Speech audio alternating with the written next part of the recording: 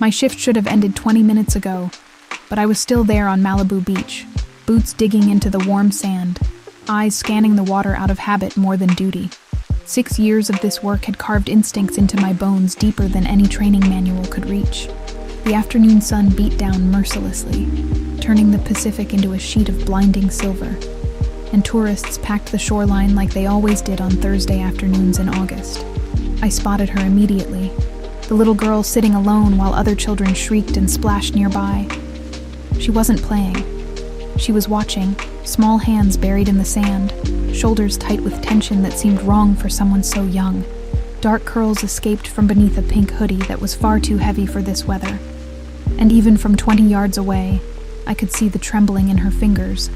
Carmen stood a few feet behind her, wringing her hands and shooting nervous glances between the child and the waves. I knew Carmen by sight. She'd brought the girl here 3 times in the past 2 weeks. Always the same routine. Therapy, I'd guessed. Exposure therapy for water phobia. The kind of gentle, patient work that took months to show progress. The girl inched forward, just her toes touching the foam. Carmen smiled encouragement, relief washing across her weathered features. This was progress. This was the breakthrough they'd been working toward. Then the ocean betrayed them. I saw it before anyone else did, the way the swell pattern shifted, the subtle pull of an undertow forming. Rogue wave, my brain supplied automatically. Happens fast on this stretch when the tide turns. The wall of water built itself in seconds, rising higher than the gentle rollers that had been lapping at the shore all afternoon. The girl looked up just as it hit. She went under without even a scream. Small body yanked into the churning surf like a rag doll. Carmen's shriek cut through the beach noise, raw and terrified. But she froze. Couldn't swim well enough to attempt a rescue in that current. I was already moving. Instinct doesn't ask permission. My boots came off as I ran, feet pounding across hot sand that burned my soles. I hit the water at full sprint and dove through the next wave, salt water shocking my system with its cold grip. The Pacific here wasn't gentle. It was hungry, pulling and pushing with currents that could drag a grown man under if he wasn't careful. I found her 15 feet out, sinking. Her eyes were open but unfocused, mouth slack, small arms floating limp at her sides. Panic wanted to claw its way up my throat, but I shoved it down. Training took over. Secure the victim. Maintain contact. Get to shore. I hooked one arm under her armpits and kicked hard, fighting the current that wanted to pull us both deeper. My lungs burned. My arms screamed. Every stroke felt like pushing through concrete, but I didn't stop. Couldn't stop. The girl's dead weight in my arms was both motivation and terror. My knees hit sand and I dragged us both onto the beach, collapsing beside her as water streamed from her nose and mouth. Not breathing, lips already going blue. Carmen was sobbing somewhere nearby, but I couldn't focus on that. I tilted the girl's head back, checked her airway, positioned my hands. 2 rescue breaths, 30 compressions. The count ran through my head like a metronome. Come on, come on. Her chest hitched. She coughed once, violent and wet, then sucked in a desperate breath that sounded like the most beautiful thing I'd ever heard.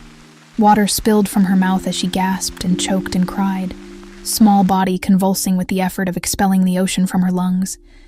I rolled her onto her side, hand on her back, murmuring words I didn't even remember later, just sounds meant to soothe, to anchor. Her eyes found mine and locked on, terrified and searching. "You're safe," I managed, voice rough. "You're safe now, sweetheart. Just breathe with me." The crowd that had gathered parted for the paramedics. Efficient hands took over, checking vitals, loading her onto a gurney.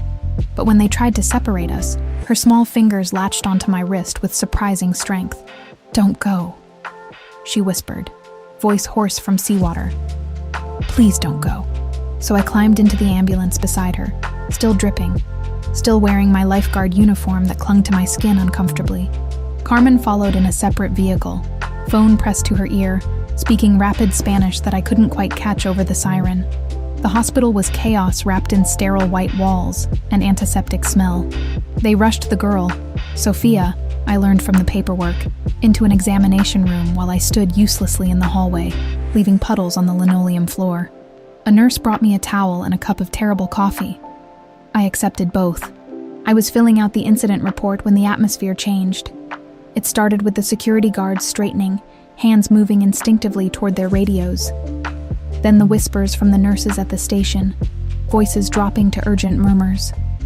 The double doors swung open, and men in suits entered like a wave of darkness, moving with synchronized precision that spoke of military training. 4 of them fanned out across the waiting area, hands clasped in front of them, eyes hidden behind dark sunglasses that had no business being worn indoors. They didn't speak, didn't need to. Their presence alone commanded the space, made everyone else shrink back instinctively. Then he walked in. Tall, easily 6'3", broad shoulders filling out a black suit that probably cost more than I made in 3 months. Dark hair swept back from a face carved with sharp angles and a jaw that could cut glass. But it was his eyes that stopped me. Dark, intense, the kind of eyes that saw everything and revealed nothing. He moved through the hospital like he owned it, like every person in that building existed solely at his pleasure. And maybe they did. The staff certainly treated him that way. Nervous deference wrapped in fear, wrapped in respect. His gaze swept the room and landed on me, pinned me in place. For 3 heartbeats, we just stared at each other, and I felt something shift in my chest. Recognition, maybe, though I'd never seen him before in my life. Or maybe just the bone-deep understanding that my life had just taken a turn towards something dangerous. Where is she? His voice was low, controlled, but I heard the tremor underneath. Fear masquerading as command. A doctor appeared, Dr. Cross according to her badge, and guided him toward Sophia's room. I followed without being asked, pulled by some instinct I didn't understand. Sophia's eyes lit up when she saw him. Daddy? He was at her bedside in 3 strides, large hands impossibly gentle as they framed her small face. The mask cracked just for a moment. I saw the terror beneath, the desperate love of a father who'd almost lost everything. Then his eyes found me again, standing awkwardly in the doorway, still damp, still clutching my incident report.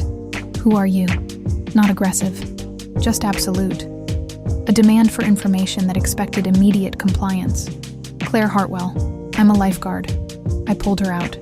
Sophia's hand shot out, grabbing mine before I could step back. She saved me, Daddy. The water was so scary and she saved me. Something shifted in his expression. The hardness softened fractionally around the edges. He stood slowly, moved toward me with that same predatory grace. Thank you. 2 words that sounded like they'd been dragged from somewhere deep. I owe you everything. You don't owe me anything. I was doing my job. His head tilted slightly, studying me with new interest. Your job ended at 3. It's 3:20. Observant. Unsettling. She needed help. Most people would have called 911 and watched. I'm not most people. That earned me something that might have been a smile on someone less intimidating. Clearly, Sophia still hadn't let go of my hand. Her grip was weak, but insistent. Fingers cold against my palm. Don't leave. Please don't leave. The man, her father, watched this interaction with an expression I couldn't read. Then he turned to me fully, and I felt the weight of his attention like a physical thing. How much do you make? As a lifeguard. I blinked. Excuse me? Your salary. Annually. I don't see how that's relevant. Humor me. Something in his tone suggested this wasn't a request. 45,000. Plus overtime. He nodded once, as if that confirmed something. Work for me instead. Full-time. Your only job is to protect my daughter. My mouth opened, closed. I can't just... 150,000. Health insurance. Housing provided. The number hit me like a physical blow. More than triple my current salary. Enough to finally move my mother to a better facility. One with actual specialists instead of overworked nurses. Enough to breathe for the first time in 3 years. Why? I managed. His gaze never wavered. Because my daughter trusts you. Because you jumped into dangerous water without hesitation. Because I need someone who acts on instinct when it matters. He paused. And because I can see you need the money. That last part stung with its accuracy. I need time to think about this. You have 24 hours. I'll leave my card with the nurse. He turned back to Sophia, smoothing her damp curls with surprising tenderness. "Get some rest, Principessa." As he moved toward the door, he stopped beside me, close enough that I could smell expensive cologne and something darker underneath. Power, maybe. Danger. Think carefully, Claire Hartwell. This offer won't come twice. Then he was gone, taking his small army with him, leaving me alone with a sleeping child and a decision that felt like standing at the edge of a cliff, trying to decide whether to jump. The hospital room felt smaller once Raphael Luminari stood in it. He moved with the kind of authority that didn't need announcement. Every step deliberate, every breath measured. Behind him, an older man with prematurely gray hair and sharp eyes followed. His brother, I learned later. Adriano. The family resemblance was there in the jawline, the bearing. But where Raphael carried cold control, Adriano radiated calculated wariness. Dr. Cross provided her update with clinical precision. Sophia was stable, vitals strong, no lasting damage from oxygen deprivation, but they'd keep her overnight for observation. Standard protocol for near-drowning cases. Raphael listened without interrupting, his hand never leaving Sophia's. The girl had fallen asleep finally, exhaustion claiming her small body after the trauma. But even unconscious, she'd kept her fingers wrapped around mine. When the doctor finished and excused herself, Raphael's attention shifted fully to me. The weight of his scrutiny made my skin prickle with awareness I didn't want to name. "You saved her life." Not a question. A statement delivered with the finality of someone used to dealing in absolutes. Anyone would have done the same. "No." His voice dropped lower. "They wouldn't have. Most people hesitate. Fear overrides instinct." He paused, eyes narrowing slightly. "You didn't hesitate." I shifted uncomfortably, suddenly aware of how disheveled I looked. Still in my damp Lifeguard uniform, hair tangled with salt and sand, bare feet leaving marks on the sterile floor. It's what I'm trained for. Training doesn't eliminate fear. It just gives you tools to work through it. He stood slowly, movements fluid despite his size. "What's your full name?" "Claire Hartwell." "Family?"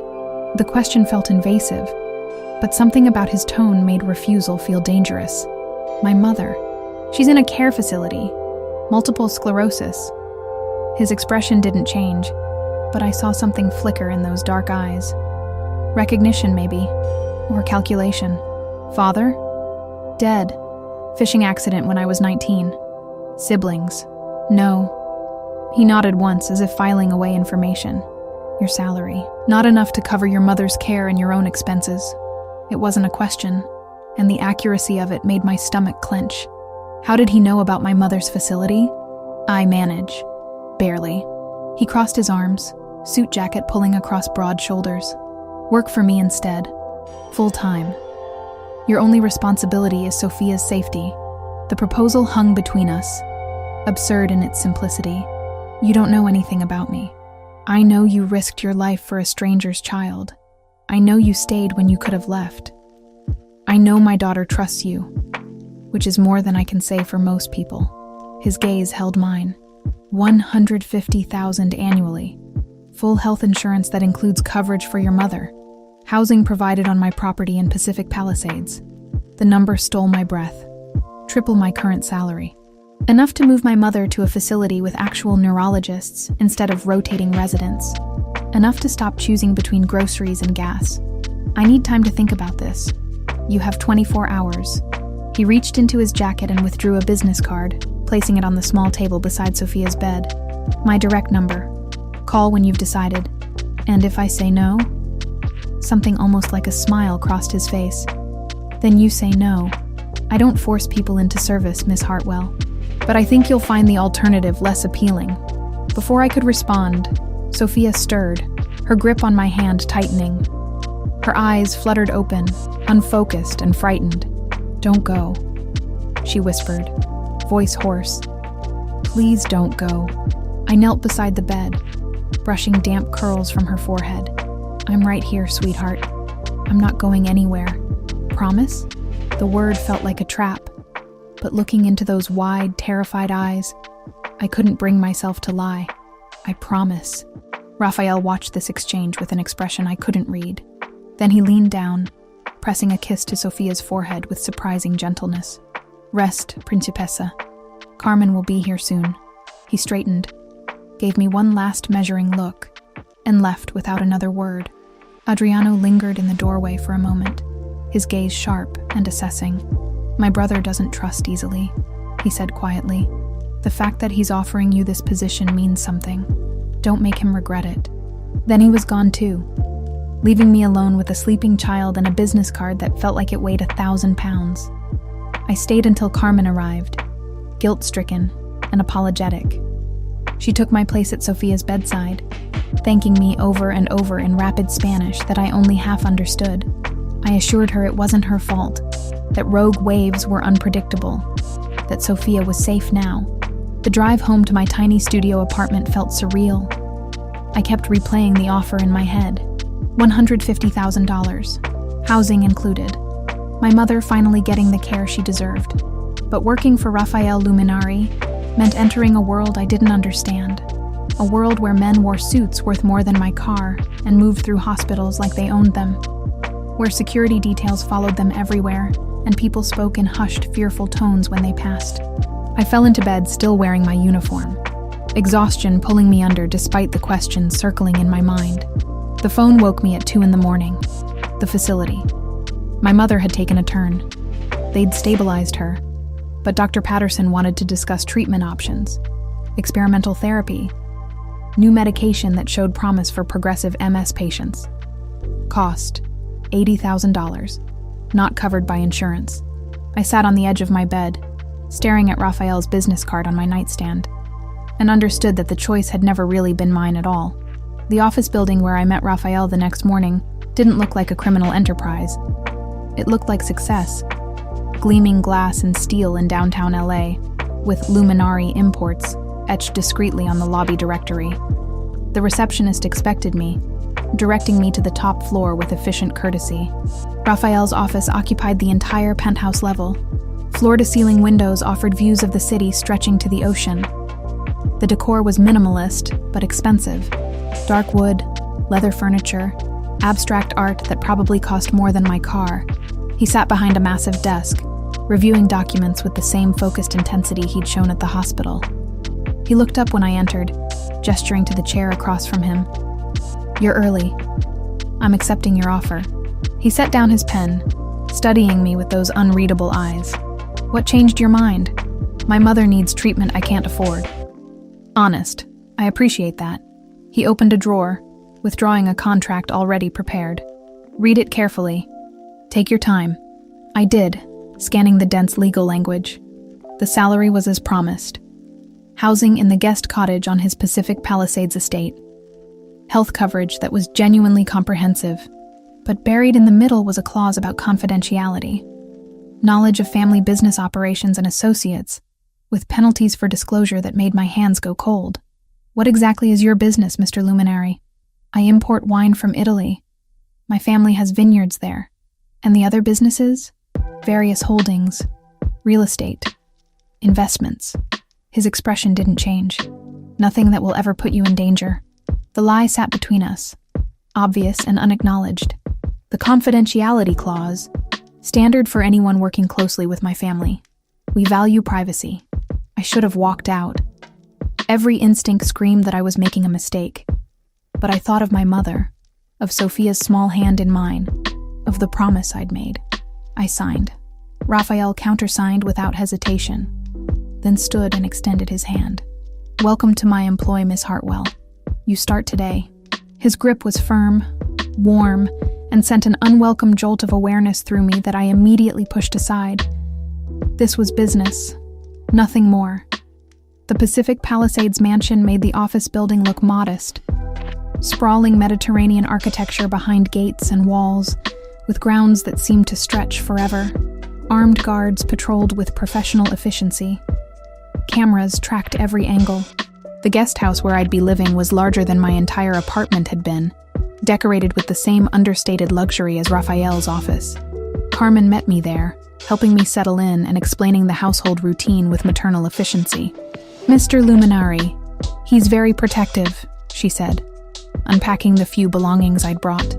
Since Mrs. Luminari passed, He doesn't let many people close to Sophia. How long ago did she die? 2 years. Cancer. Carmen's expression grew distant. She was kind, beautiful. Sophia looks just like her. She paused. Mr. Luminary hasn't been the same since. More careful, more... She struggled for the word. Hard. That first week passed in a blur of learning Sophia's schedule, memorizing security protocols, and trying not to feel overwhelmed by my new reality. Sophia warmed to me quickly, her nightmares decreasing when I started reading to her before bed. She asked questions constantly, about the ocean, about my life, about whether I'd really stay. Each time I promised I would. I felt the weight of that promise growing heavier. I began noticing things. The late-night meetings in Raphael's study, men arriving in expensive cars, speaking in low Italian, the way conversations stopped when I entered rooms, the careful way everyone avoided discussing exactly what business Raphael conducted. One evening, passing by his study, I heard raised voices. The door was slightly ajar, and I glimpsed Raphael gesturing sharply at a man I didn't recognize. The tension was palpable even from the hallway. Carmen appeared beside me, gently steering me away. Mr. Luminary's meetings are private. What kind of business is he really in, Carmen? Her expression closed off immediately. The kind you don't ask questions about if you value your peace. That night, Sophia woke screaming from a nightmare about drowning.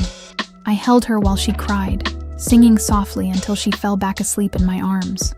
When I looked up, Raphael stood in the doorway, watching with an expression that made my breath catch. "She trusts you," he said quietly. "She's a good kid, sweet. She doesn't let people in easily. Neither do I." He moved closer, and the guest room suddenly felt smaller. "But you're different. She knew it from the moment you pulled her from the water. I'm just doing my job." "No." His voice dropped lower. "You're doing much more than that. And I'm beginning to think hiring you was either the best decision I've made or the most dangerous." Before I could ask what he meant, he was gone, leaving me alone with a sleeping child and the growing certainty that I'd stepped into something far more complicated than a simple employment arrangement. The conversation with Tyler didn't go the way I'd hoped. We sat in the cramped booth of our usual diner, grease-stained menus between us, and I watched his expression darken as I explained Raphael's offer. "Claire, no." He set down his coffee hard enough that it sloshed. "The Luminary name. Do you have any idea what that means in this city? It means he imports wine from Italy. It means he controls half the ports on the West Coast. It means people don't cross him and live to regret it." Tyler leaned forward, voice dropping. "My cousin works dock security. The stories he tells about the shipments that come through Luminary-controlled areas. I don't want to know." The words came out sharper than I intended. "That's the problem. You don't want to know, but you're about to live on his property. Watch his kid. Become part of whatever world he operates in." I pushed my untouched eggs around the plate. "My mother needs treatment. $80,000 for experimental therapy that might give her 5 more good years." Tyler's face softened. "Shit. Claire, I'm sorry. When did you find out?" "Dr. Patterson called at 2 this morning. They want to start within the month." We sat in silence for a moment, the clatter of dishes and conversation washing over us. Finally, Tyler reached across the table and squeezed my hand. "Just promise me you'll be careful. And if things get weird, weirder than they already are, you'll get out." I promised, though we both knew it was a lie. By morning, my decision was made. I called Raphael's number from the business card, and within 3 hours, I was sitting in his downtown office signing a contract that felt like selling my soul. The money hit my bank account before I'd even finished reading the confidentiality clause. The move happened with shocking efficiency. Raphael had arranged for movers to pack my studio apartment while I was at the office. By sunset, I stood in the guest house on his Pacific Palisades estate, surrounded by boxes and luxury I couldn't quite process. The cottage was 3 times the size of my old place, with floors that gleamed and furniture that looked like it belonged in a magazine. Through the windows, I could see the main house, a sprawling Mediterranean villa that seemed to go on forever. Carmen found me standing in the kitchen, staring at the espresso machine I had no idea how to operate. "It's intimidating at first," she said kindly, moving to show me the controls. "But you'll adjust. We all do." She spent the afternoon walking me through Sophia's routine with maternal patients. School drop-off at 7:45 at Brentwood Academy.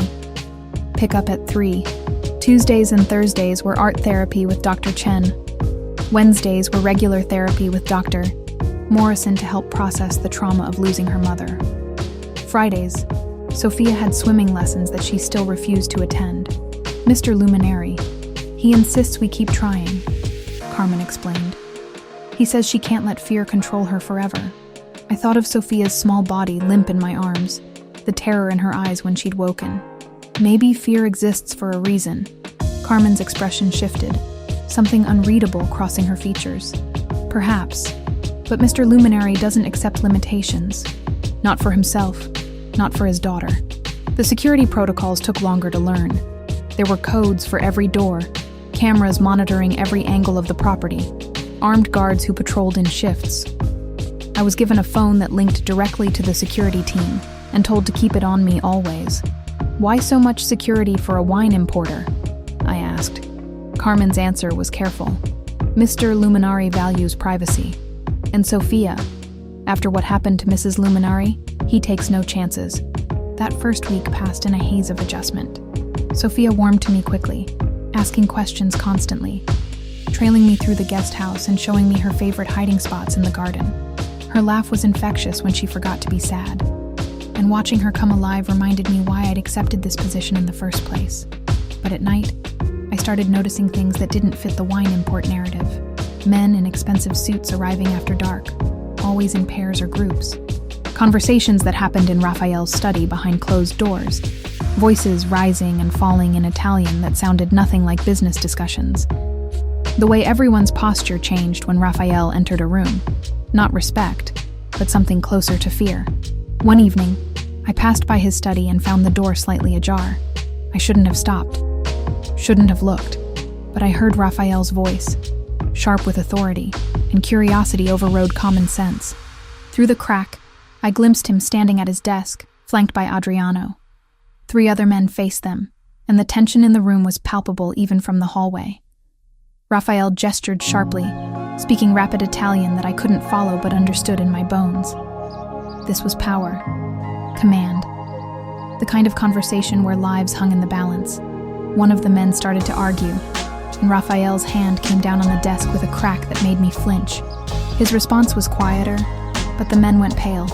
Miss Hartwell. Carmen's voice behind me nearly stopped my heart. I spun, guilt written across my face. I was just coming to ask me something? Her smile didn't reach her eyes. Mr. Luminary's business meetings are private. It's better not to be curious about them. What kind of business requires armed guards and midnight meetings? Carmen's expression closed off completely. The kind you don't ask questions about if you value your peace. Come, I'll show you how Sophia likes her breakfast prepared. That night, I couldn't sleep. I lay in the massive bed in my cottage, staring at the ceiling and trying to reconcile the man who'd gently kissed his daughter's forehead with the one who'd commanded that room with barely controlled violence. Around 2 a.m, I heard screaming. Sophia. I was moving before conscious thought, crossing the yard to the main house in bare feet, using the code Carmen had given me for emergencies. I found Sophia's room on the 2nd floor. The door open, nightlight casting shadows across walls painted with clouds and stars. Sophia thrashed in her bed, trapped in a nightmare that had her crying for her mother in broken gasps. I sat on the edge of her mattress and gathered her small, sweaty body into my arms. Shh, sweetheart. You're safe. I'm here. She clung to me with desperate strength, face buried in my shoulder. The water. Mama was in the water and I couldn't reach her. She kept going under and I couldn't. It was just a dream. Your mama isn't in pain anymore, remember? She's somewhere safe, but she left. Everyone leaves. The words hit me square in the chest. I held her tighter, rocking slowly, and started humming the song my father used to sing when I had nightmares. Sophia's breathing gradually steadied, her grip loosening as exhaustion reclaimed her. Claire? Her voice was small, muffled against my neck. Yeah, baby? You're not going to leave too, are you? Like Mama? Like all the other people Daddy hired who got scared and left? I should have been honest. Should have told her that I didn't know how long I'd stay. that this job came with an expiration date I couldn't predict.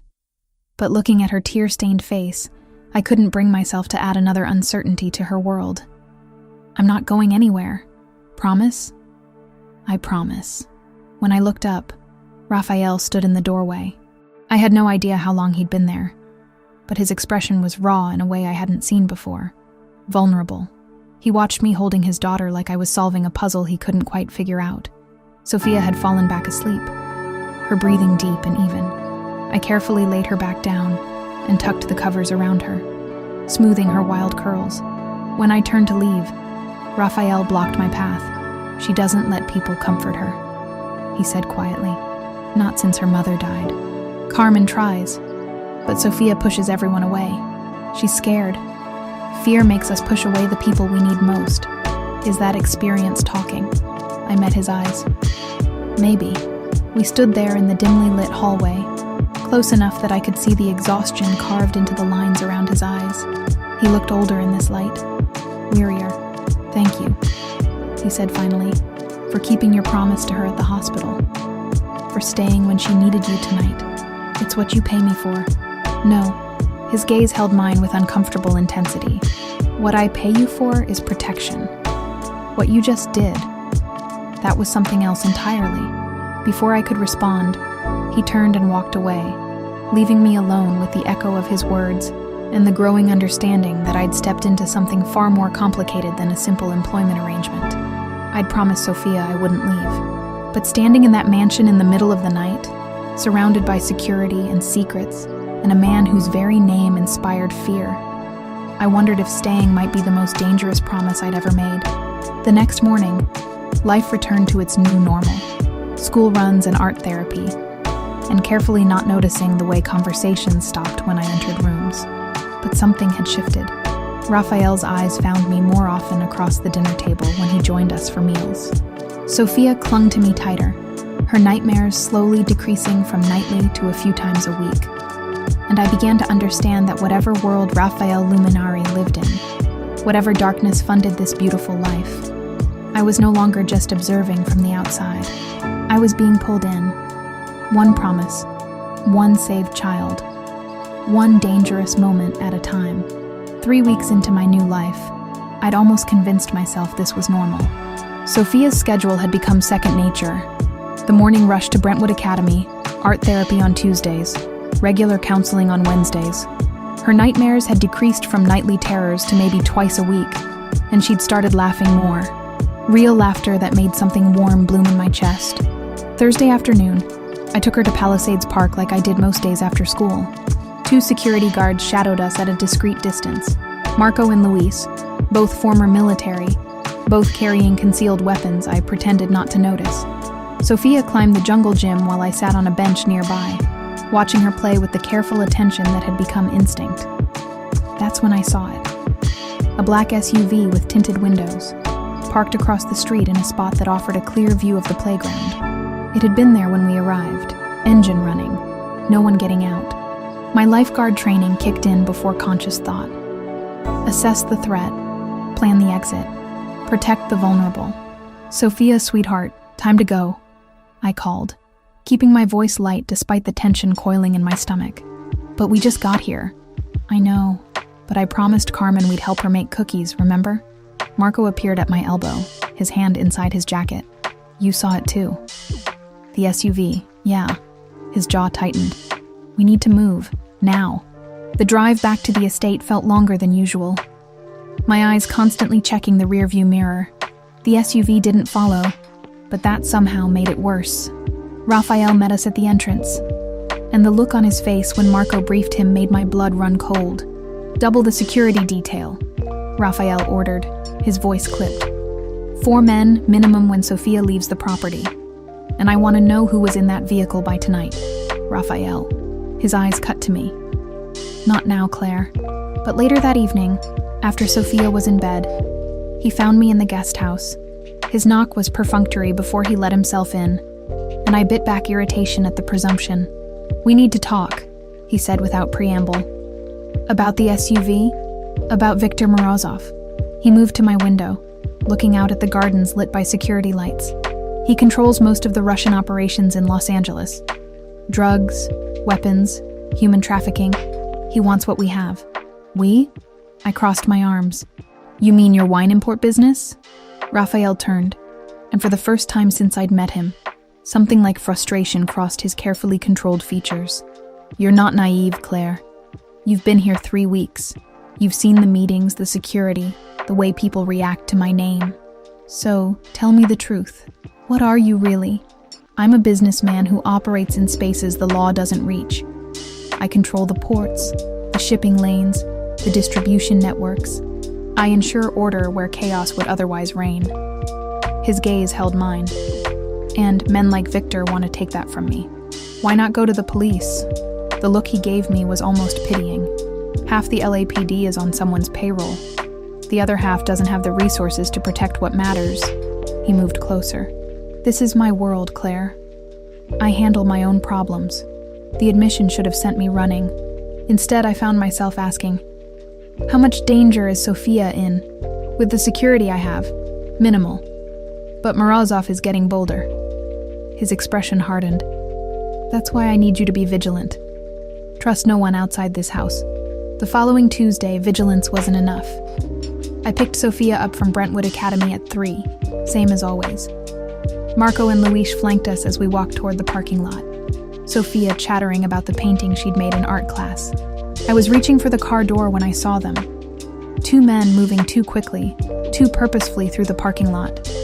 Everything happened in seconds. Marco shouted a warning. One of the men reached for Sophia. My lifeguard training took over, the same instinct that had made me dive into dangerous water without hesitation. I grabbed Sophia, spun her behind me, and screamed "Fire!" at the top of my lungs. The word cut through the afternoon like a blade. Parents turned. Teachers came running. The men hesitated, their plan derailed by sudden attention. Marco and Luis moved like lightning, weapons drawn. One of the attackers pulled a gun. The crack of gunfire shattered the suburban peace, and I was moving on pure instinct, covering Sophia's small body with my own as we hit the ground. Glass shattered. Someone screamed. More shots, these from Marco's weapon. Then silence, broken only by Sophia's terrified crying against my chest. "Stay down," Marco barked, scanning for additional threats. My hands were shaking so badly I could barely hold Sophia, but I kept my body between her and the parking lot. The attackers were on the ground, one clutching his leg, the other flat on his back. Luis had his gun trained on them while Marco spoke rapid commands into his phone. Raphael arrived before the police, which should have told me everything I needed to know about his influence. He came through the chaos like a force of nature, his usual control fracturing when he saw us on the ground. He dropped to his knees beside us, hands hovering over Sophia's shoulders, as if afraid to touch her, afraid she might break. "Are you hurt? Sophia, baby, look at me." "Daddy," she sobbed, reaching for him. He pulled her into his arms, and over her head, his eyes found mine. "You could have died." I was still kneeling on the asphalt, adrenaline making my limbs feel disconnected. "It's what you pay me for." "No." His voice was rough, raw in a way I'd never heard. This was beyond any contract. "You didn't have to do that." "Yes," I said quietly. "I did." Something passed between us in that moment. An understanding, an acknowledgement of something neither of us was ready to name. Then the moment broke as police sirens wailed closer.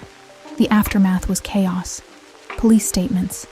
Adriano appearing with lawyers who handled everything with practiced efficiency. The 2 attackers were taken away, and Raphael made it clear through channels I didn't want to understand that they would face consequences before the legal system ever touched them. That evening, a woman arrived at the estate unannounced. Lucia Bellavita moved like she owned the place, all polished elegance in designer clothes that probably cost more than my car had. She kissed Raphael's cheek with the familiarity of someone who'd done it 1,000 times. "I heard about the incident," she purred, her hand lingering on his arm. "How terrifying. Poor Sophia." Sophia, who'd been sitting beside me on the couch, stiffened. "I don't like you." "Sophia," Raphael warned. But there was no real heat in it. "I mean it. You're not my mom, and you're not Claire. I want Claire to stay." Lucia's smile didn't falter. but her eyes when they met mine were cold. Later, when Raphael stepped away to take a call, she sat beside me with predatory grace. "You're the lifeguard," she said, not quite a question. "The one who saved her at the beach." "Yes. How noble." Her tone made it sound like anything but. "Raphael has a habit of collecting people who owe him favors. A business arrangement, nothing more. Don't mistake his gratitude for anything deeper." Before I could respond, Raphael returned. "Lucia, I appreciate the visit, but we're dealing with increased security protocols." She rose smoothly, kissing his cheek again. "Of course. Call me if you need anything." Her gaze slid to me one last time. Anything at all. After she left, Raphael found me in the kitchen, staring at nothing. "She's wrong," he said quietly. "About what?" "About why you're here." He moved closer, close enough that I could smell his cologne, feel the heat of his body. "This stopped being just business the moment you jumped into that water. We both know it." My heart hammered against my ribs. "Raphael, your mother," he interrupted. "I can provide additional security for her facility. No one will be able to touch her." The offer should have been welcome. Instead, it felt like another chain. "No," his brow furrowed. "Claire, I already owe you everything. My job, my home, my mother's treatment. I won't owe you her safety too." I met his eyes. "She stays out of this." For a long moment, he just looked at me. Then he nodded slowly. "As you wish. But if that changes, it won't." He left without arguing. But I saw something in his expression I couldn't quite name. Respect, maybe, or concern.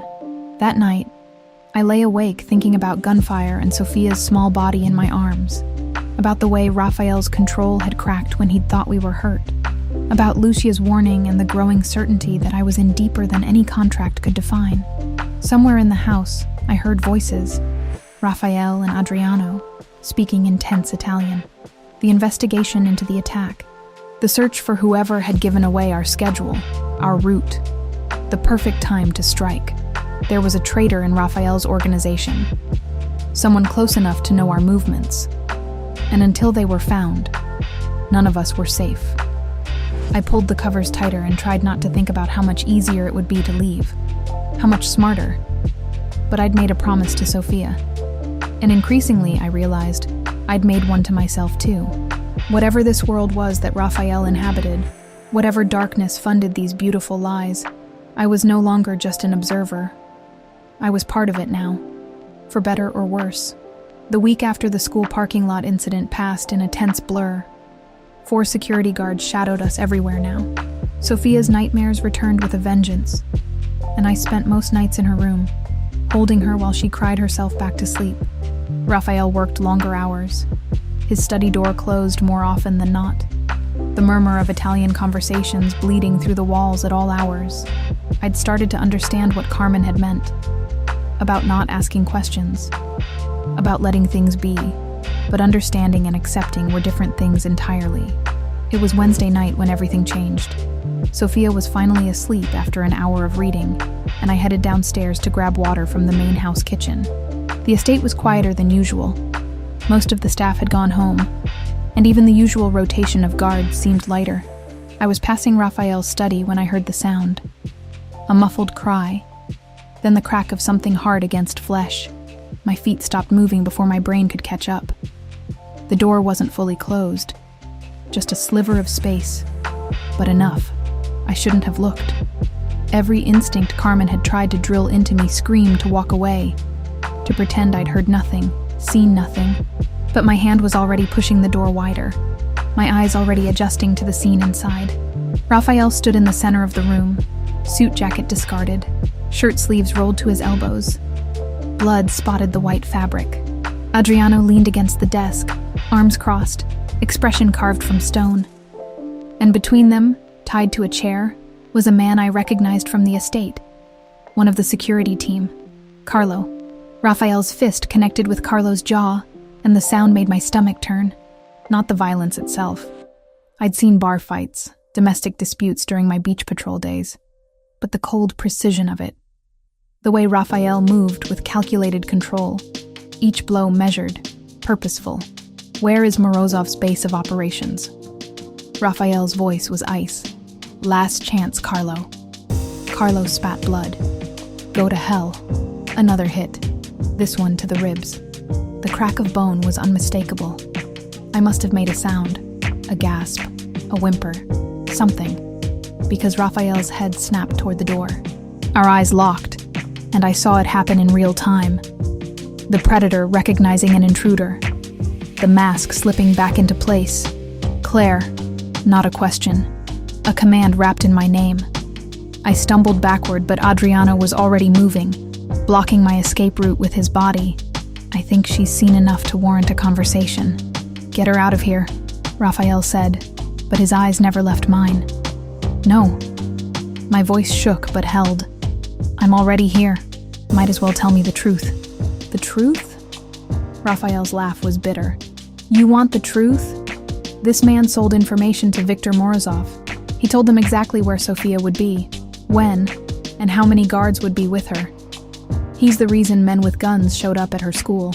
I looked at Carlo, at the blood running from his nose, the way he wouldn't meet my eyes.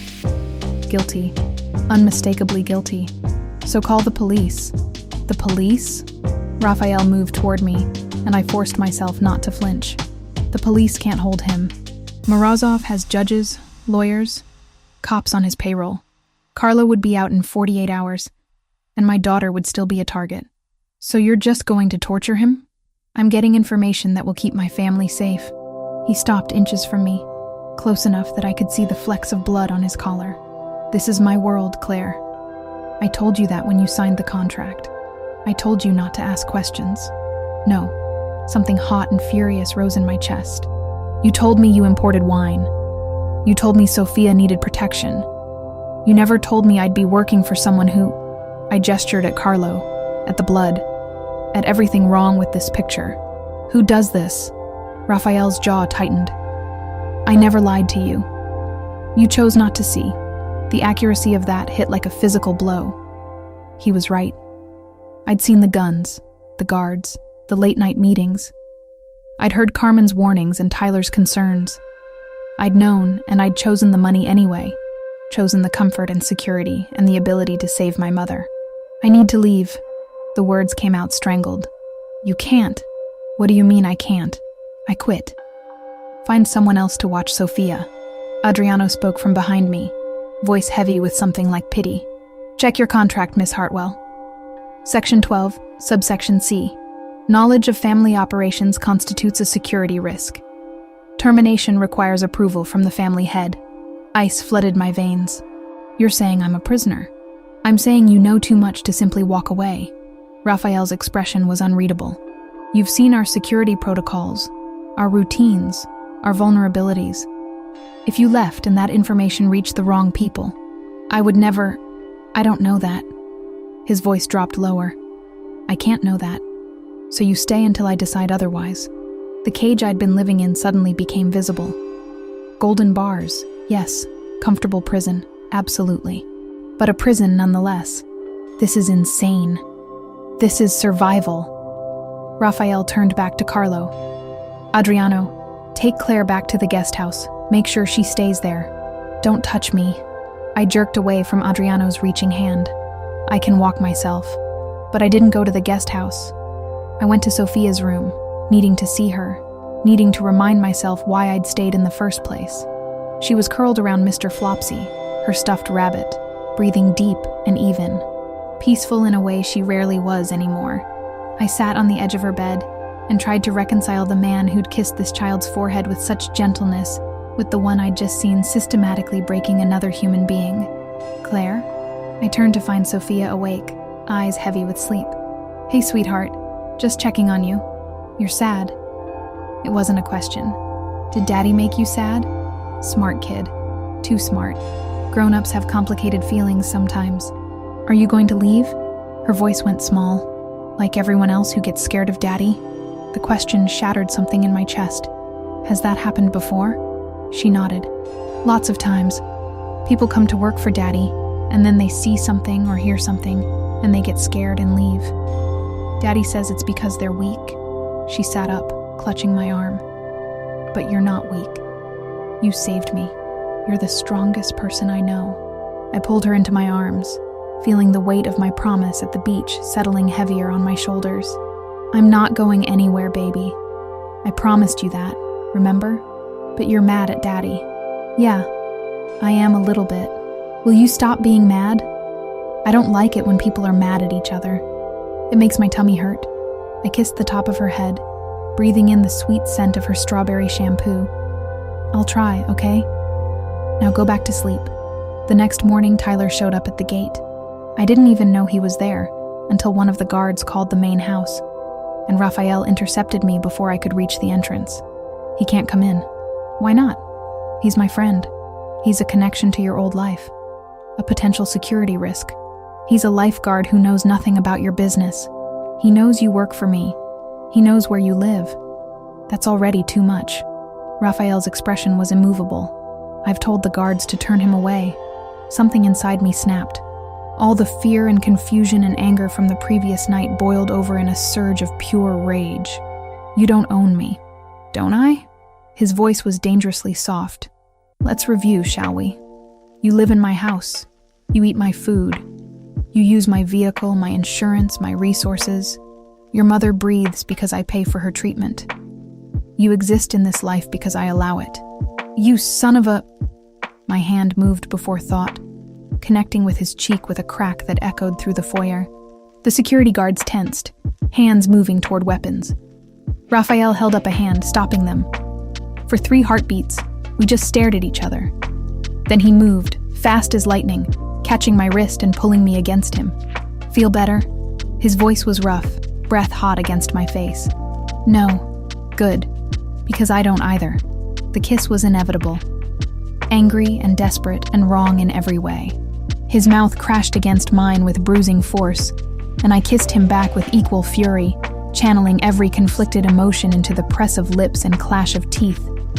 His hand fisted in my hair, angling my head, and I dug my nails into his shoulders hard enough to leave marks through his shirt. It lasted maybe 30 seconds.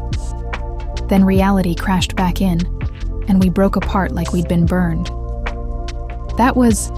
I started. "A mistake," Raphael finished, voice rough. "That was a mistake." Agreed. We stood there breathing hard, the space between us charged with everything we couldn't say. Then Raphael stepped back, smoothing his shirt with shaking hands. "Adriano wants you to understand the consequences of betrayal, of what happens when someone crosses the line."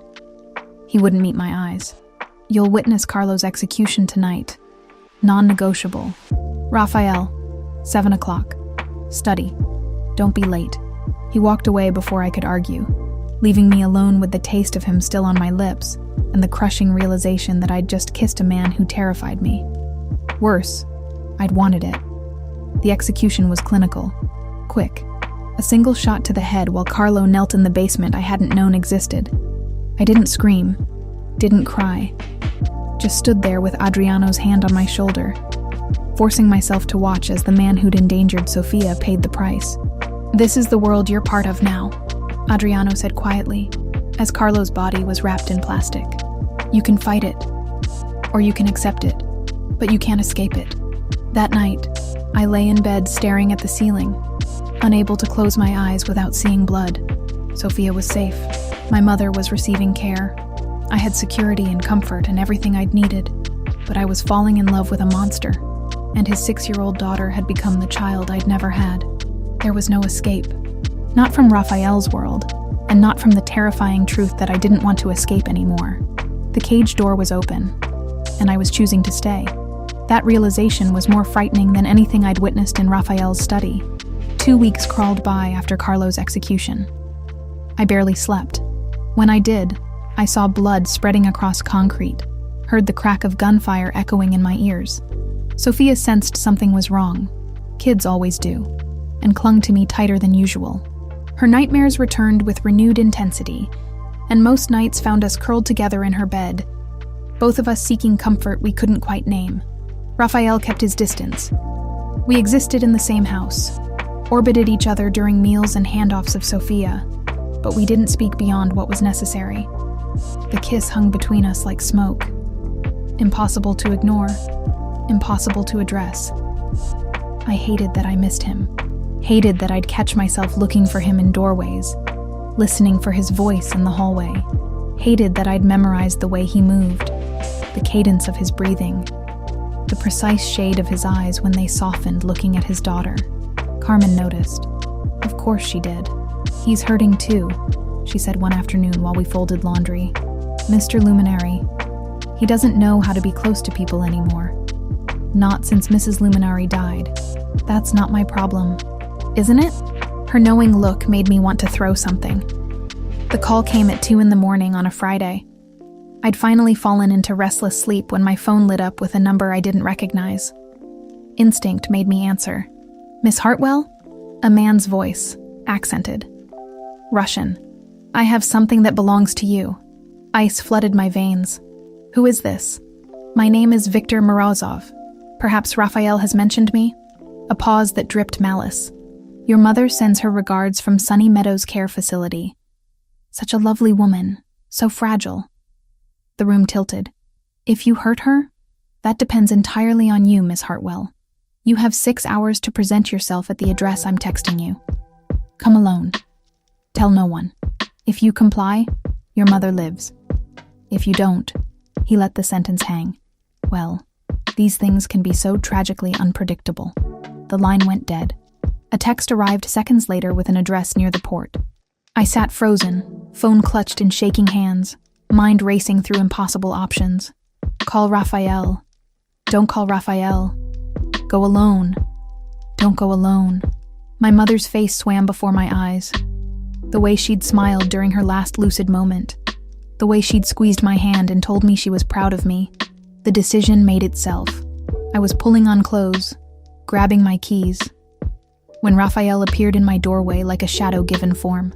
"Where are you going?" I jumped, pressing a hand to my racing heart. "Jesus, don't do that.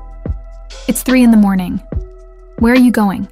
The lie formed on my tongue, but his eyes, those impossibly dark, knowing eyes, saw right through me. Victor called. He has my mother. Raphael's expression went arctic. "When?" 10 minutes ago. He wants me to come alone to an address by the port. 6 hours. It's a trap. I don't care. Claire. She's my mother. The words ripped from somewhere deep and raw. I know it's a trap. I know he'll probably kill me anyway, but I can't. I won't let her die because of me. Because of this. I gestured at the house, at him, at everything wrong with this beautiful prison. Raphael moved closer, and I saw something crack in his carefully maintained control. And Sophia. "You promised her you wouldn't leave." The words hit like a physical blow. "This isn't the same, isn't it?" His voice dropped dangerously low. "You die. She loses another person she loves. She breaks. Again. Is that acceptable collateral damage?" I wanted to scream. To hit him. To collapse. "What would you have me do? Let my mother die? Let me handle it." He pulled out his phone, already typing. "Adriano can have a team mobilized in 20 minutes. Military extraction. We go in hard. We get your mother out. We end Morozov for good." He said come alone. He's lying. Viktor Morozov is a sadist who enjoys the game more than the outcome. He wants you scared and helpless. I won't give him that satisfaction. Hope and terror warred in my chest. "You'd do that? Risk your men for my mother?" Something in his expression softened. I'd risk considerably more than that. The operation happened with terrifying efficiency. Within 30 minutes, Raphael had assembled 15 armed men in tactical gear. Adriano briefed them in clipped Italian, while Raphael studied blueprints of the warehouse, where Victor was supposedly holding my mother. "You stay here," Raphael told me, checking his gun with practiced ease. "With Sophia. 4 guards remain with you." "No." His head snapped up. "Excuse me? I'm coming with you." "Absolutely not. She's my mother, Raphael. I'm not sitting here doing nothing while you risk your life for her. This isn't negotiable. Neither is this." I crossed my arms, channeling every ounce of stubbornness I possessed. "I'm going. Lock me in a room. I'll find a way out. Drug me. I'll fight until I can't stand. You want me to stay? You'll have to shoot me." Adriano made a sound that might have been amusement. Raphael looked like he wanted to strangle me and kiss me in equal measure. Fine, he bit out. But you stay in the vehicle. You don't leave. You don't engage. You're dead weight on this op. Understand? I nodded, relief making my knees weak. The warehouse district near the port was exactly as bleak as I'd imagined. Rusting metal structures and broken asphalt stretching toward black water. We drove with headlights off, parking 2 blocks from the target location. Raphael's team moved like ghosts, spreading out to surround the building. Stay here, Raphael ordered one final time before sliding from the SUV. I lasted maybe 3 minutes before my phone buzzed. A video message from an unknown number. I opened it and nearly vomited. My mother, tied to a chair, blood trickling from her temple. Behind her, Victor Morozov smiled at the camera. Your friend Raphael is here, Miss Hartwell. How predictable. Come inside in the next 60 seconds or I start removing fingers. I was moving before thought, slipping from the vehicle while the driver was focused on his radio. The warehouse loomed ahead, door hanging open like a mouth. Gunfire erupted inside, sharp cracks followed by shouted commands. I ran. The interior was chaos. Muzzle flashes lit the darkness like strobe lights, men shouting in English, Italian, Russian. I dodged behind a pillar as bullets whined past, heart slamming against my ribs. Then I saw her. My mother, still in that chair, and Victor standing behind her with a gun to her head. Raphael approached from the left, weapon raised, face carved from stone. That's close enough, Luminari, Victor called. You've caused me considerable trouble. Let her go. This is between us. Oh, but it's so much more entertaining this way. Victor's smile was a shark's. You get to choose. The pathetic woman or your new pet? Who do you value more? Sophia. The voice cut through everything. I turned and there she was. Sophia, clutching Carmen's hand, eyes wide with terror. Carmen looked stricken, mouthing apologies I couldn't hear over the blood rushing in my ears. Victor's attention snapped to the child. His gun swung away from my mother. Toward Sophia. Everything slowed. I saw Raphael turn, saw the precise moment he understood, saw Victor's finger tighten on the trigger. And I was already running, throwing myself forward with the same instinct that had made me dive into dangerous water to save this child once before. But this time it wasn't instinct. It was choice. Conscious, deliberate sacrifice. The bullet hit my shoulder with force that spun me sideways. Pain exploded through nerve endings like liquid fire. I heard screaming. Sophia's, Carmen's, maybe my own. And then I was on the ground, vision swimming. Raphael's roar was primal. Gunshots. 3 in rapid succession. Victor's body hit the floor. Then Raphael was there, gathering me into his arms with hands that shook. Claire, stay with me. Look at me. I tried to focus on his face, but everything kept tilting. Sophia? She's fine. She's safe. You're safe. His voice cracked. Why did you do that? Had to. Speaking hurt. Everything hurt. Promised I'd stay. Darkness pulled at me, soft and insistent. Raphael's face was the last thing I saw before it claimed me completely. I woke to white walls and the steady beep of monitors. Hospital. Again. My shoulder throbbed with each heartbeat, immobilized in bandages that smelled of antiseptic. Raphael sat in the chair beside my bed, head in his hands, shoulders bowed under invisible weight. He looked up when I stirred, and the raw emotion in his face stole my breath. You're awake. My mom? Safe. Adriano's team got her out before the firefight started. She's in a private room 3 floors down. No idea any of this happened. Relief made tears slip down my cheeks. Victor? Dead. No remorse in his voice, just fact. His organization is being dismantled as we speak. It's over. We sat in silence for a moment. Then Raphael reached out, threading his fingers through mine with a gentleness that contradicted everything I knew about him. I thought I'd lost you, he said quietly. When I saw you go down, I thought... His grip tightened. I can't do this anymore, Claire. Can't pretend you're just Sophia's protector. Can't pretend that kiss was a mistake. Can't pretend I don't love you. My breath caught. Raphael, I know. My world terrifies you. I terrify you. And you should be terrified. His eyes held mine, but I haven't felt this way since before my wife died. Haven't wanted anything beyond revenge and safety for my daughter. You changed that. You made me want more. I'm scared, I whispered. Of what you do. Of what I'm becoming. Of how much I want this despite everything. Then be scared. But be scared with me. He leaned forward, pressing his forehead to mine. Stay. Not because of a contract or obligation. Stay because you choose to. Outside the hospital window, the city sprawled in the morning light. Somewhere out there was my old life. Safe, simple, small. And here was this new one. Dangerous, complicated, impossibly large. I thought of Sophia's face, of the promise I'd made, of the way my heart stuttered every time Raphael looked at me like I was something precious instead of something useful. I'll stay, I said, but I need you to promise something. Anything. No more secrets, no more half-truths. You want me in your life? All of it. I see everything or I see nothing.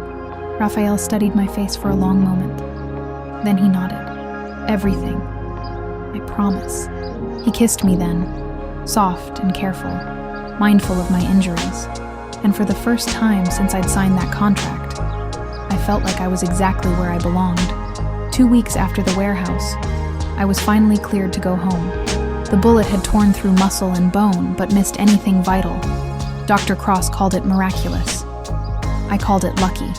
Raphael refused to let me return to the guest house, insisting I recover in the main house where he could keep an eye on me. Sophia became my shadow. She'd drag pillows and blankets into my room, setting up camp on the floor like she was afraid I'd disappear if she fell asleep. We read books, watched movies, and she'd tell me elaborate stories about underwater kingdoms where everyone was safe and happy. The nightmares had stopped completely. Raphael visited constantly, bringing meals, adjusting pillows, checking my medication schedule with the precision of a general planning military operations. The tenderness was almost harder to handle than the violence had been. This version of him, gentle, attentive, vulnerable, threatened to undo every defense I'd built. One evening, after Sophia had finally been coaxed to her own bed, Raphael found me on the balcony outside my room. The city stretched below, lights glittering like fallen stars. You should be resting. He moved beside me, close but not touching. I've been resting for 2 weeks. I'm going stir-crazy. Dr. Cross said another week minimum before. Raphael. I turned to face him. We need to talk about what happens next. Something guarded entered his expression. What do you mean? You said you loved me, that you wanted me to stay, but I can't stay in this world the way it is now. I took a breath, gathering courage.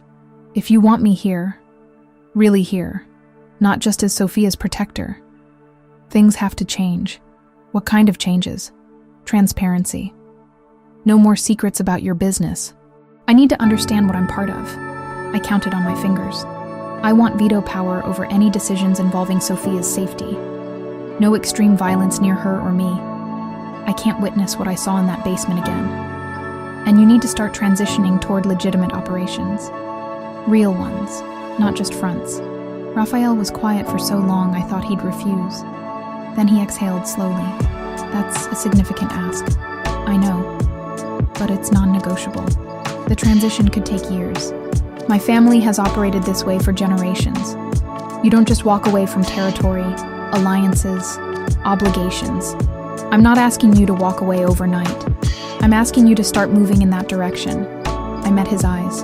For Sophia. For us. For any kind of future where we're not constantly looking over our shoulders. He turned to the railing, gripping it hard enough that his knuckles went white. If I agree to this, if I fundamentally alter how I operate, my enemies will see it as weakness.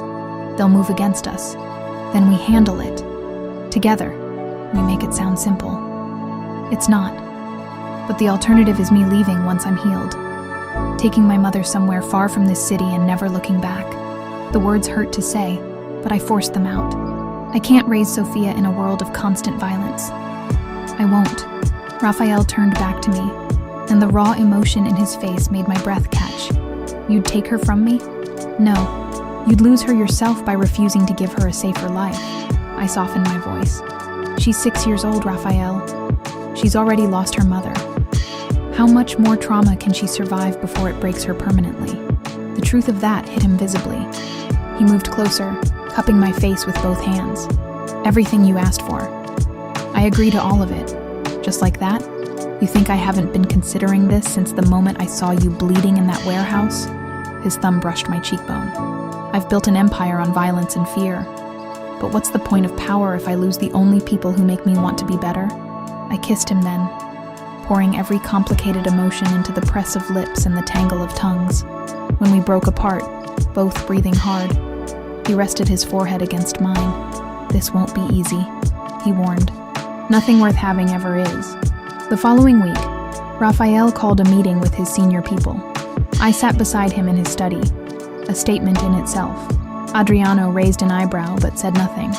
The other men looked uncomfortable with my presence. But Raphael's expression brooked no argument. We're restructuring, he announced without preamble. Over the next 5 years, we transition primary operations to legitimate business. Wine import expands.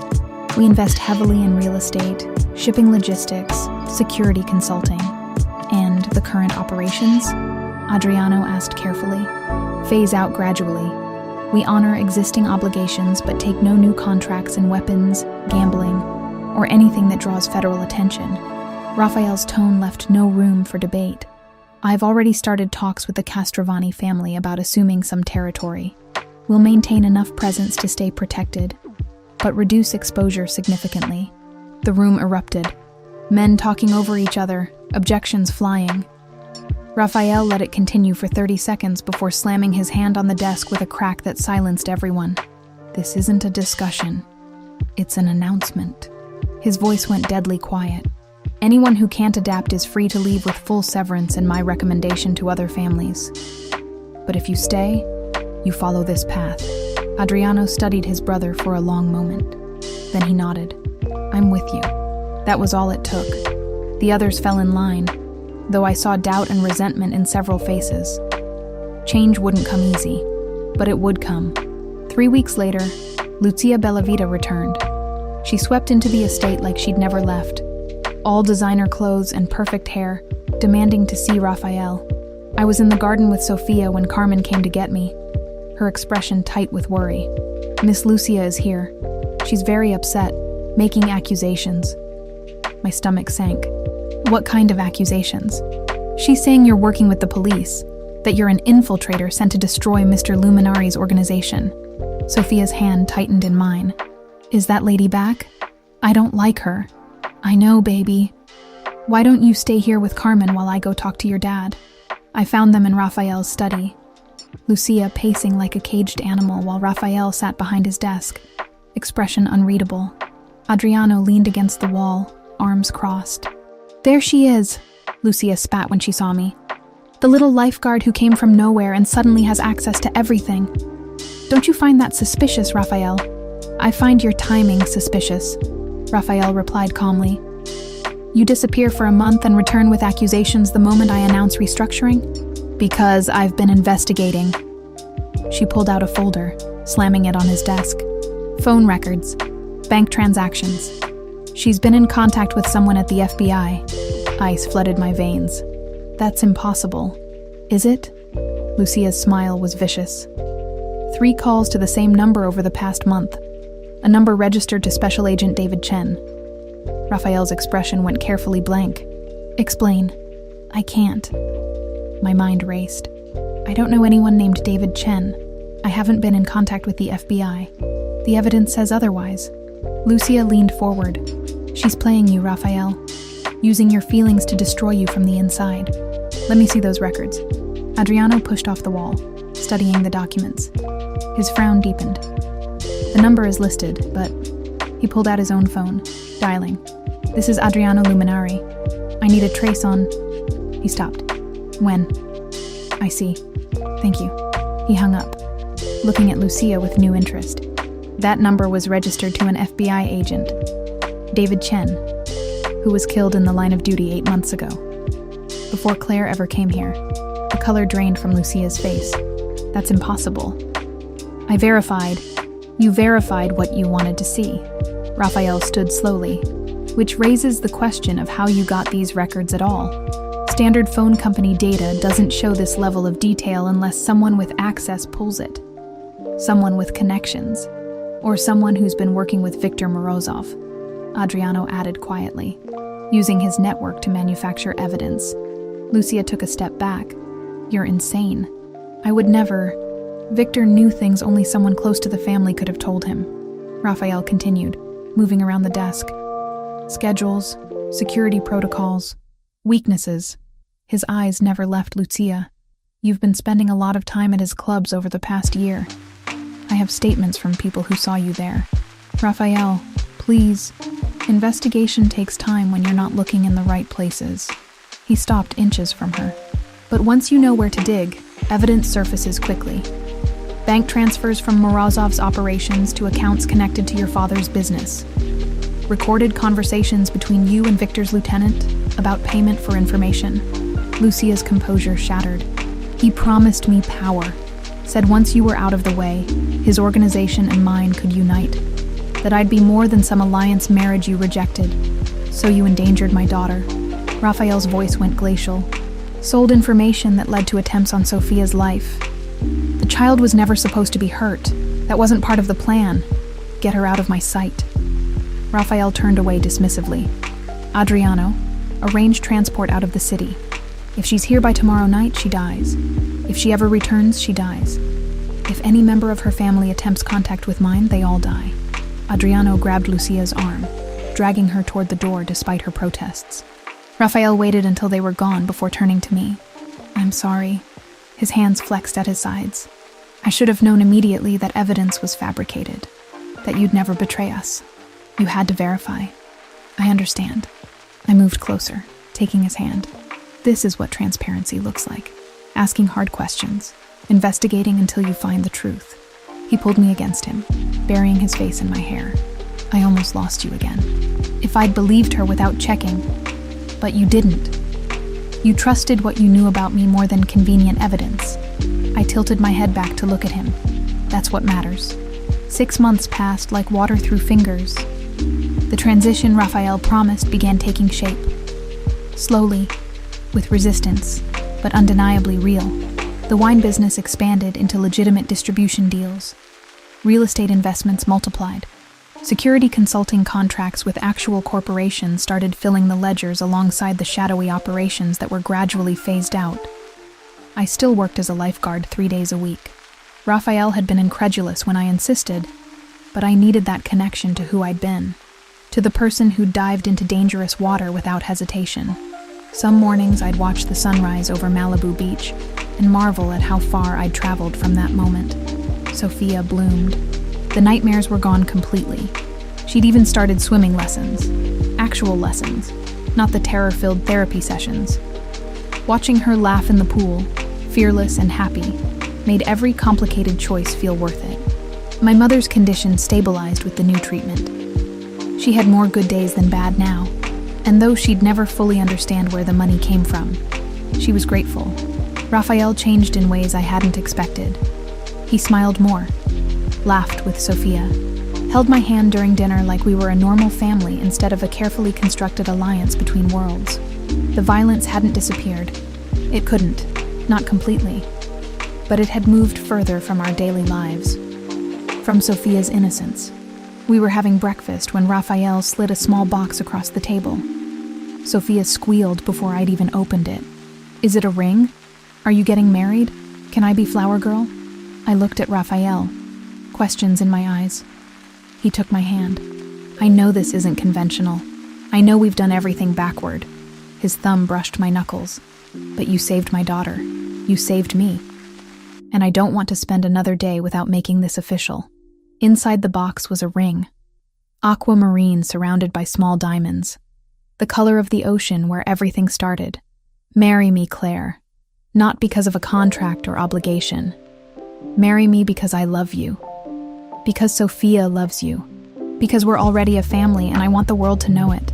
Sophia bounced in her chair. Say yes. Say yes. I looked at this man who'd terrified me. This child who'd captured my heart. This impossible life I'd built from wreckage and salt water. and I realized I wasn't choosing between safety and danger anymore. I was choosing love, with all its complications. Yes, Sophia's cheer could probably be heard in downtown LA. Raphael slipped the ring on my finger and kissed me while his daughter chanted, "Wedding, wedding, wedding," like a prayer. Outside the window, the Pacific stretched blue and endless, holding secrets and promises in equal measure. Somewhere out there was the version of me who jumped into dangerous water to save a drowning child. She would hardly recognize the woman I'd become, but I thought she'd be proud anyway. We'd both learned that sometimes salvation means diving into the darkness, trusting that we'll find our way back to the light. And sometimes, we surface holding something worth keeping. 6 months after the proposal, I stood in front of a full-length mirror wearing a dress I'd never imagined I'd own. Simple ivory silk that fell to my ankles, nothing elaborate. No cathedral train or elaborate beading, just clean lines that felt right for a woman who spent half her mornings in a lifeguard uniform. Carmen fussed with my hair while Sophia bounced on the bed behind me, already dressed in her flower girl outfit, pale blue that matched her eyes. "You look like a princess," Sophia declared. "Daddy's going to cry." "Your dad doesn't cry, sweetheart. He did when you said yes to marrying him. I saw." She tilted her head. "And when I finally swam without the floaties." He hid his face, but I could tell. The wedding was small. Just family and the few people who'd earned Raphael's trust over the years. Adriano stood as best man. Carmen wept in the front row, and my mother sat in her wheelchair with surprising clarity, smiling like she understood exactly what was happening. We married on the beach, not Malibu where I'd saved Sophia, but a private stretch of coastline that Raphael owned. The ceremony lasted 15 minutes. No religious officiants or elaborate vows, just a judge who'd known Raphael's father and words we'd written ourselves. When Raphael slipped the aquamarine ring on my finger, his hand shook slightly. "I didn't think I'd get a second chance at this," he said quietly. "Meant only for me. At family. At love. At being someone better than what I was born to be. You were always someone better." I whispered back. "You just needed a reason to show it." Sophia cheered when we kissed, and the small gathering applauded. Later, during the reception in Raphael's garden, I watched him dance with his daughter, both of them laughing at something only they understood, and felt something settle in my chest. Peace, maybe, or just the bone-deep certainty that I was exactly where I belonged. The months that followed rewrote our lives in subtle ways. Raphael's transition toward legitimate business continued. Slower than I'd hoped, but steady. The wine import company expanded into 3 states. Real estate ventures multiplied. He still maintained connections to his old world, still commanded respect that came from decades of power, but the violence had moved further from our daily existence. My mother's condition remained stable. The experimental treatment had bought us time, if not a cure. I visited her twice a week, and she always asked about that handsome man and the sweet little girl. Some days she remembered their names. Other days she just smiled and held my hand. I kept working as a lifeguard 3 mornings a week.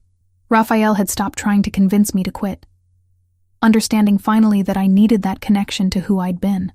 The salt air and endless horizon kept me grounded when his world threatened to pull me under. But the biggest change was Sophia. She'd started swimming lessons 8 months after the near drowning that had brought us together. Real lessons, not the terror-filled exposure therapy with Carmen. I was her instructor, of course. Neither Raphael nor I would trust anyone else with something so personal. The first few sessions were difficult. She'd panic when water touched her face, cling to the pool edge with white knuckles, cry that she wanted to stop. But she was her father's daughter. Stubborn, determined, refusing to let fear win. By month 3, she could float on her back without my hands supporting her. By month 5, she was doing basic strokes across the shallow end. By month 7, she asked if we could try the ocean.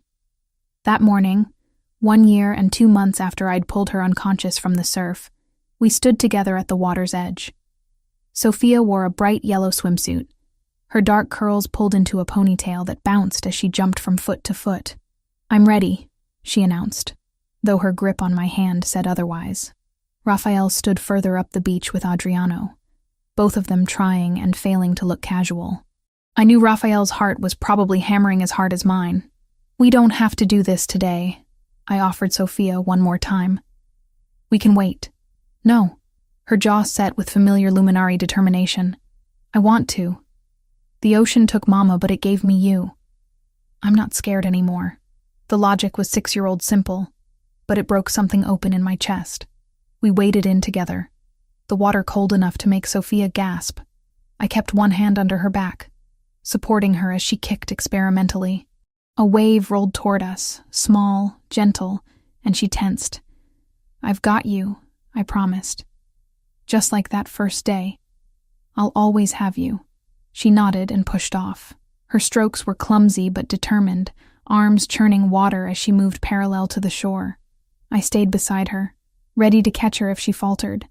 But she didn't need me.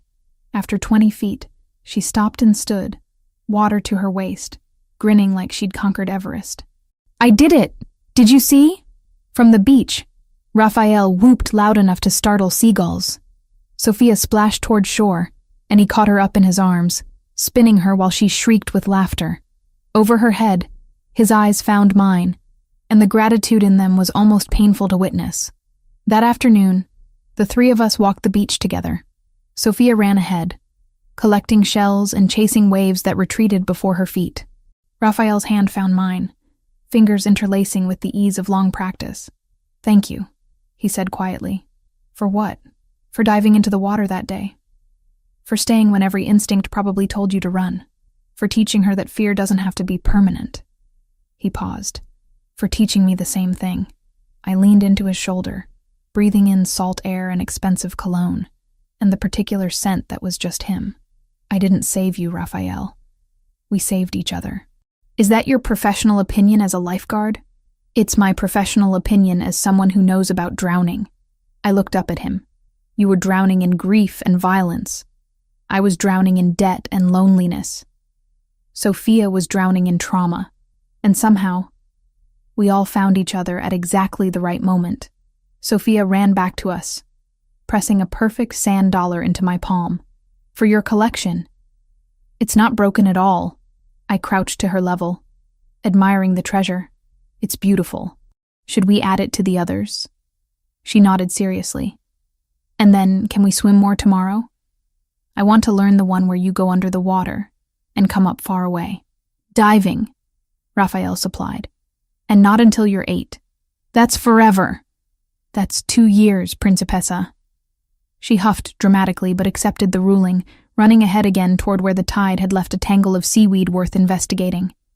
Raphael pulled me to my feet, and we continued walking. The sun was setting, painting the ocean in shades of copper and gold. I thought about the girl I'd been a year ago, desperate, exhausted, making impossible choices out of necessity. I thought about the man Raphael had been, buried in darkness, seeing his daughter as the only light in a world built on violence. We were different people now. Not perfect, not free from complications, but real in ways we hadn't been before. "I love you," Raphael said suddenly. "I don't say it enough." "You say it every morning and every night. Then I should say it more." He stopped walking, turning me to face him. "You took a bullet for my daughter. You stood by me when I gave you every reason to leave. You demanded I be better, and then believed I could be. That's not love you repay with words. How do you repay it?" He glanced toward Sophia, now dancing in the foam where water met sand. "By being the man who deserves it. By building a world where she doesn't have to be afraid. By making sure you never regret diving into that water." Sophia called to us, waving frantically at something she'd discovered. We walked toward her together. This family we'd built from trauma and salt water, from impossible choices and desperate faith. They say lifeguards are trained to save people from drowning. What they don't tell you is that sometimes the person you save ends up saving you right back. That sometimes the most dangerous water isn't in the ocean. It's in the human heart, in the spaces between fear and trust, between survival and truly living. I jumped into dangerous water to save a child I didn't know, and in return, she and her father had pulled me from depths I hadn't even realized I was drowning in. That evening, back at the house, I tucked Sophia into bed with her new sand dollar placed carefully on her nightstand. She was asleep before I finished the first page of our book, exhausted from swimming and sun. Raphael found me on the balcony later, watching stars emerge over the Pacific. He wrapped his arms around me from behind, chin resting on my shoulder. "Happy?" he asked. I thought about it seriously. About the complexity of this life, the shadows that still lurked at its edges, the reality that we'd never be a completely normal family. But I thought about Sophia's laughter, about my mother's good days, about waking up every morning beside a man who'd literally moved mountains to become someone worthy of the love he'd been given. "Yes," I said simply. "I'm happy." And I was. Not despite the complications, but because of them. Because happiness earned through struggle tastes sweeter than happiness given freely. Because family chosen deliberately means more than family assigned by blood. I'd answered a call that brought me into Raphael Luminari's world. I'd stayed for his daughter. But somewhere along the way, I'd started staying for him. For us. For this impossible, imperfect, beautiful life we'd built together. The ocean stretched before us, dark and endless, holding secrets and promises in equal measure. Somewhere out there was the exact spot where I'd pulled Sophia from the water, where everything had changed in the space of a heartbeat. I wouldn't change it. Not the fear or the danger or the impossible choices, because all of it had led here, to this moment, this family, this love that had saved us all. Raphael's arms tightened around me, and I leaned back into his embrace, letting the sound of waves and his steady breathing lull me into contentment. Sometimes salvation looks like diving into dangerous water, and sometimes it looks like choosing to stay when every instinct screams to run. I'd done both, and I'd do it again in a heartbeat.